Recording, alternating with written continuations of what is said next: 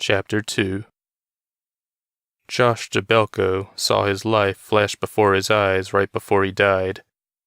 The vision started with him in the womb with his twin sister, whose name he still didn't know. She'd died because of him, because he'd drained the life out of her when he had grown too weak to survive on his own. Then he saw himself at 6 years old, climbing a tree with his best friend Esteban. Next, he was kissing a girl for the first time at 15. He and Maxine were playing laser tag when she'd pulled him into a dark corner. She hadn't done any more than that, and instead waited for him to kiss her. Next, he was being sucked into a tornado at 19, saving his friend Shay from certain death. He'd died that day as well, but it had only been temporary. The neighbor, Shay, had thanked him by getting him a job on Dargo Island as a security guard for a gated community filled with strange residents. Victor the dwarf, Champagne the empath. She could sense and affect people's emotions. Astrid the nature demon's daughter, and... well, then there was Rockney the wizard.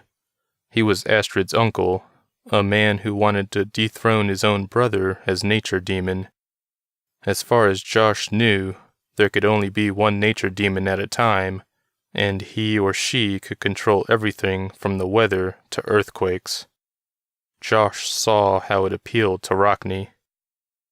But Josh had killed him, and Rockney's brother, Nauki, still ruled as the nature demon. Things were as they should be. Except now. Josh, who should have been dead for the final time, was now floating inside a cloud. His body had been possessed by another wizard named Dargo, the island's namesake, and Josh had sacrificed himself to kill Dargo once and for all before he could destroy the world with a plague. Josh accepted his fate, his death long overdue. He couldn't figure out why he wasn't dead now. He felt like he was floating in a pool full of cool cotton, and he was extremely comfortable. He wondered if he was in heaven. He'd never believed in such a place before, but seeing was believing. He saw a shadow fly by on his right. He swam toward the edge and peered out, which was like looking through a foggy window. Astrid. She was flying away like a superhero. He yelled for her, but she didn't hear. He swam through the cloud in her direction and was grateful there was no resistance. The cool cloud felt great against his face. He kept calling his friend, but she continued to fly away from him. Soon he reached the end of the cloud and found himself trapped. He cursed and tried to punch through the cloud, but couldn't.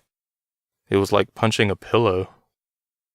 Josh could no longer see Astrid, and found himself drifting to sleep. He was awakened by a thunderclap, and saw he was in a gray cloud. Lightning streaked above him. He wondered if he could get struck by it, and cowered as far away from it as he could.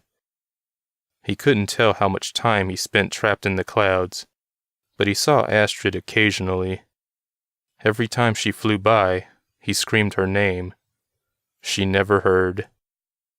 One time, he grew so frustrated that he swam to the top of the cloud in which he occupied. It was a very large cloud, and he felt like he was swimming a vertical Olympic-sized pool. Josh saw Astrid approaching from the right. He'd been waiting for her, since she seemed to fly the same pattern often. He screamed for her again. She heard him this time.